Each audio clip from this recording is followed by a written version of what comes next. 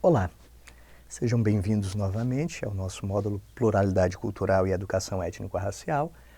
Nessa terceira semana vamos trabalhar com o tema Tolerância, Democracia e Escola.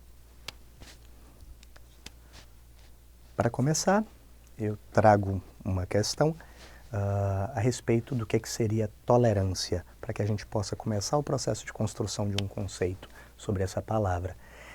Pois bem, tolerância pode ser associado ao respeito ao outro em sua diferença. Portanto, o reconhecimento do igual direito de convivência.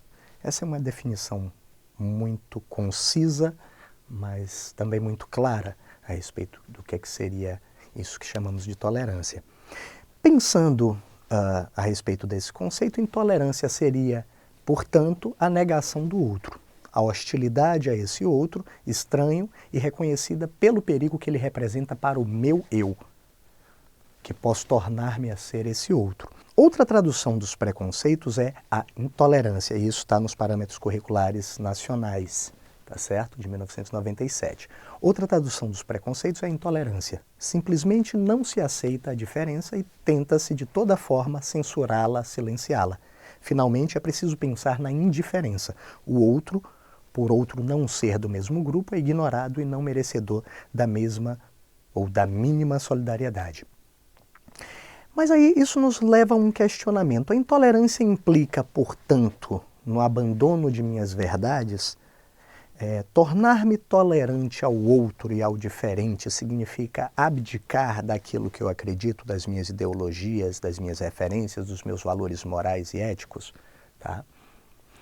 E aí, sobre isso, eu falo, ainda fazendo referência, dessa vez, à Declaração de Princípios sobre a Tolerância, que foi da ONU em 1995. E aí, a Organização das Nações Unidas, ela teve um papel fundamental, isso já foi objeto de outras aulas nossas anteriores, numa tentativa de se homogeneizar uma série de direitos pensados para a humanidade como um todo. A gente não pode esquecer que vai ser da Organização das Nações Unidas que vai surgir a Declaração Universal dos Direitos Humanos. E a partir daí vai haver uma tentativa de seus Estados-membros de construírem conceitos que fossem utilizados como referência pelos diferentes Estados, pelos diferentes governos, nos mais diferentes momentos históricos, numa tentativa de se garantir o mínimo de direitos para a pessoa humana, tá certo? Então, ainda fazendo referência à Declaração de Princípios sobre a tolerância é o sustentáculo dos direitos humanos, do pluralismo, inclusive o pluralismo cultural, da democracia e do Estado de Direito. Implica a rejeição do dogmatismo e do absolutismo e fortalece as normas enunciadas nos instrumentos internacionais relativos aos direitos humanos. Então, essa citação ela fala da necessidade de uma coexistência pacífica e harmoniosa entre os povos, entre as diferentes culturas, entre as diferentes nações. Desta forma, o princípio da tolerância, e aí agora eu faço referência a uma citação de Norberto Bobbio, um filósofo italiano, e ele diz o seguinte: o princípio da tolerância não se baseia na renúncia da própria verdade ou na indiferença frente a qualquer forma de verdade. Creio firmemente em minha verdade, mas penso que devo obedecer a um princípio moral absoluto, o respeito à pessoa alheia. Não sei se vocês lembram, mas no nosso primeiro vídeo eu trago uma citaçãozinha do Mahatma Gandhi que ele fala algo muito parecido com isso, que não é o fato, e aí ele faz uso da metáfora da janela, do fato de eu abrir as janelas da minha casa para que entrem todas as diferentes culturas, as diferentes influências, que eu vou necessariamente abdicar dos meus valores. Se não lembra, voltem lá ao vídeo número 1. Mas enfim, então essa questão levantada pelo Norberto Bobbio, ela é fundamental para que a gente pense a respeito da necessidade de respeito a essas diferenças de opiniões, de preceitos, de valores e por aí vai. Mesmo porque é a partir dessa postura, dessa tentativa de respeitar a um princípio moral absoluto, que é o respeito à pessoa alheia, que eu vou ter garantido o tratamento respeitoso às minhas próprias opiniões.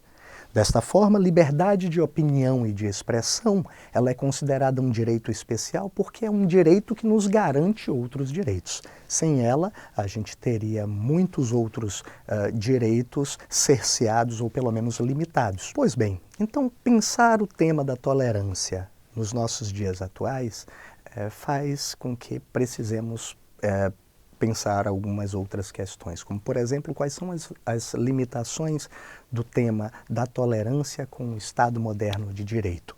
Tá? Na constituição desse Estado moderno de direito, onde é que se estaria o princípio da tolerância? O princípio da tolerância estaria amparado, entre outros, no próprio direito constitucional à liberdade de expressão. Mas isso nos traz uma questão. Como é que a gente pode garantir a liberdade de expressão que abarque desde aqueles que foram historicamente invisibilizados e marginalizados, mas ao mesmo tempo garanta àqueles seus opressores históricos o direito a essa liberdade de expressão?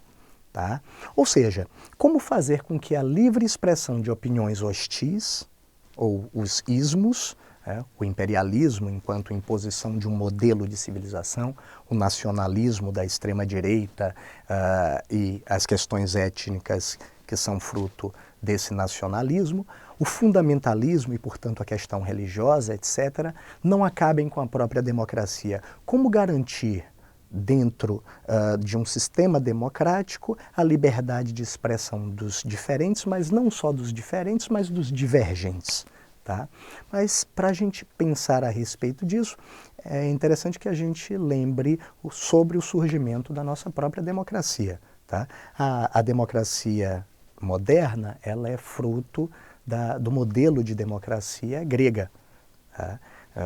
Se formos para a etimologia da palavra, demos significando povo, kratos, poder, poder nas mãos do povo.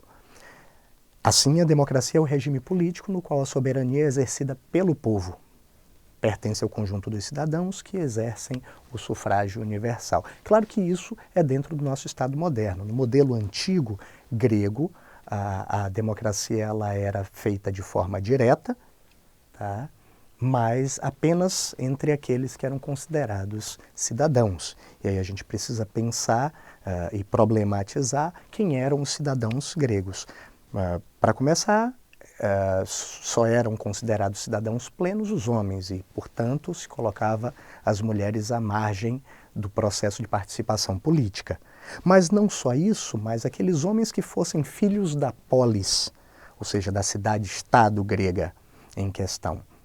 A propósito, é daí que surge a palavra política, né? Da polis, aquilo que é praticado dentro da cidade. E todos os não escravos. É óbvio que isso limitava o conceito de cidadania para os gregos a um número bastante restrito de pessoas.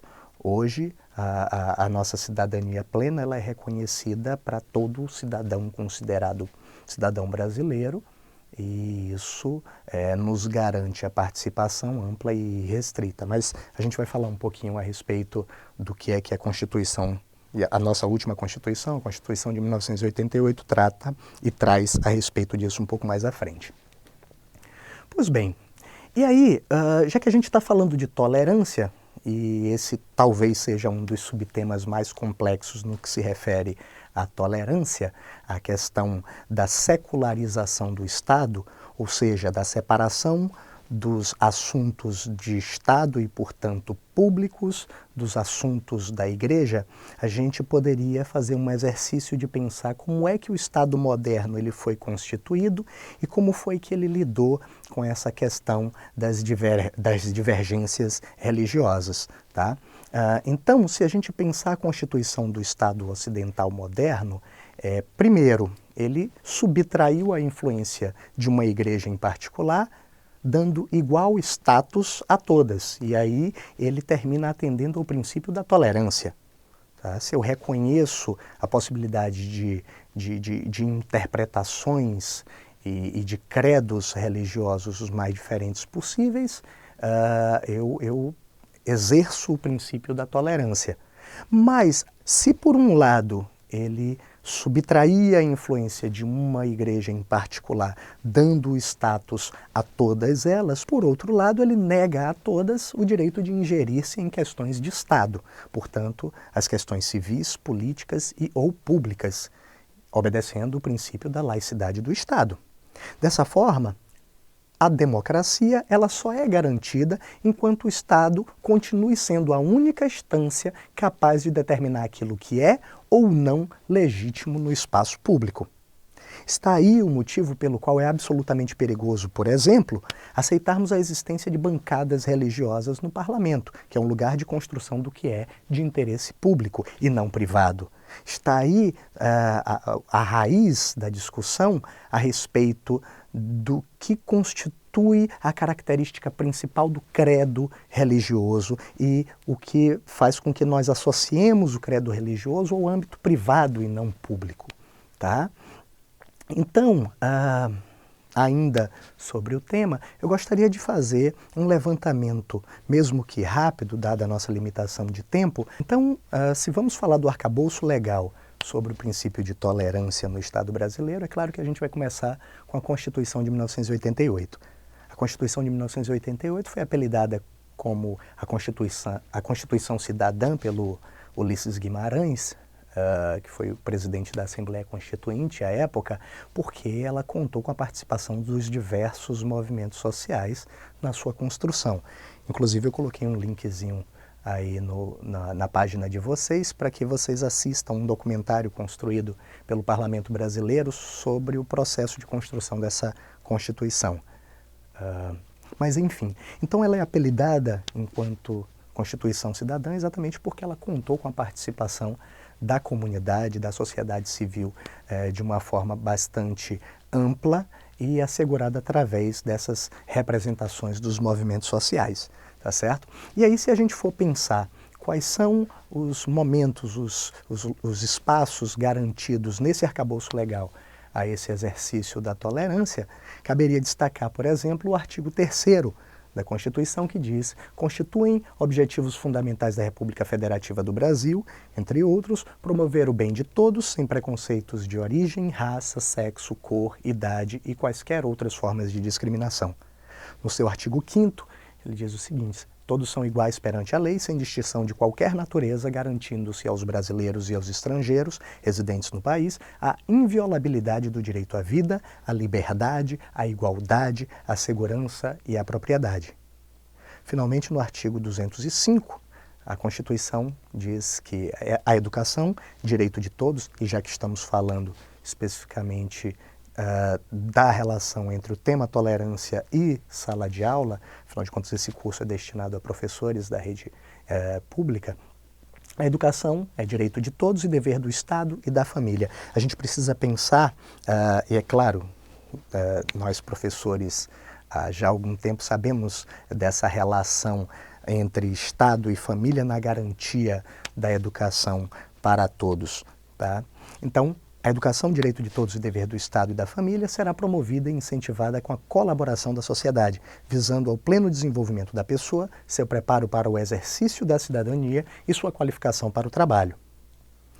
Ainda, no artigo 206, ele diz o seguinte: o ensino será ministrado com base nos seguintes princípios. 1. Igualdade de condições para o acesso e permanência na escola. Liberdade de aprender, ensinar, pesquisar e divulgar o pensamento, a arte e o saber. E, finalmente, pluralismo de ideias e de concepções pedagógicas e coexistência de instituições públicas e privadas de ensino. Vejam que já desde a Constituição de 1988 a gente tem a garantia legal do exercício do pluralismo de ideias no ambiente escolar. Logo abaixo da Constituição de 1988, ainda pensando no arcabouço legal que temos sobre a necessidade de inserirmos no currículo das escolas temas relacionados ou que favoreçam a tolerância e a pluralidade cultural, está a LDB, a Lei de Diretrizes e Bases da Educação, também conhecida como Lei 9.394/96, em que, já no seu artigo 3º, diz o seguinte: o ensino será ministrado com base nos seguintes princípios. 1. Igualdade de condições para o acesso e permanência na escola. 2. Liberdade de aprender, ensinar, pesquisar e divulgar a cultura, o pensamento, a arte e o saber. 3. O pluralismo de ideias e de concepções pedagógicas. 4. O respeito à liberdade e apreço à tolerância.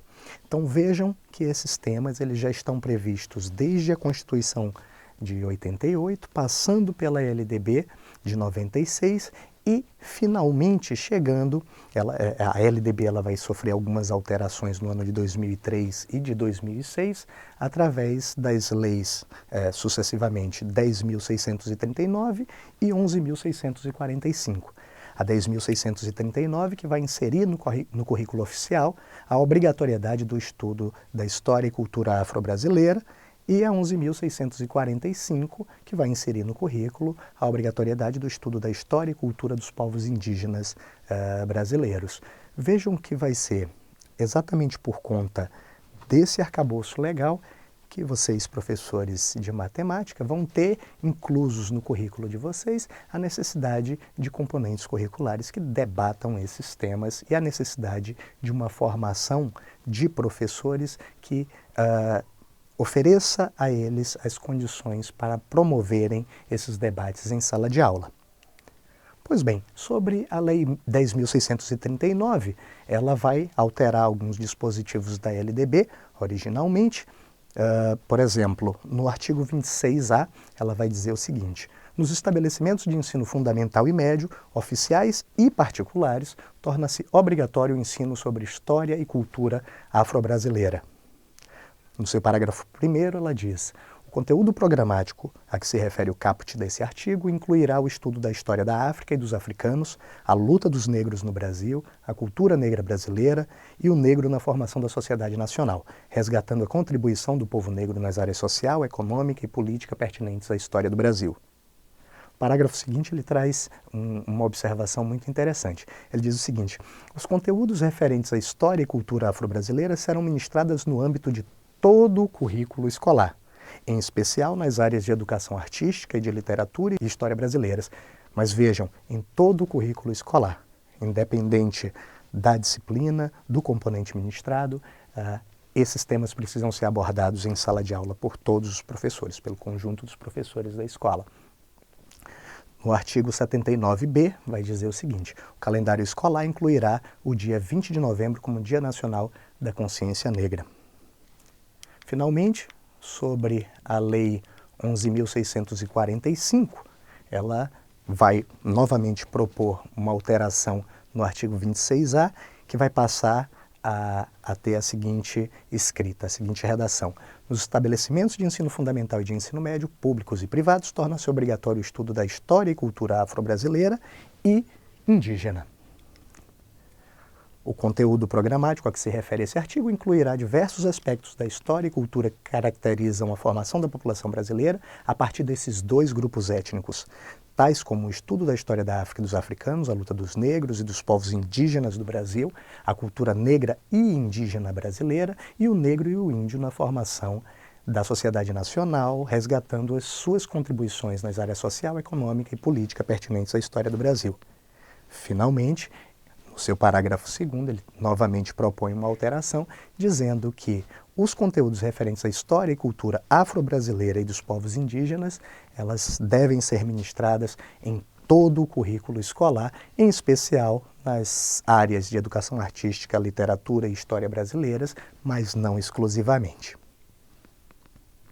Até mais. Bons estudos.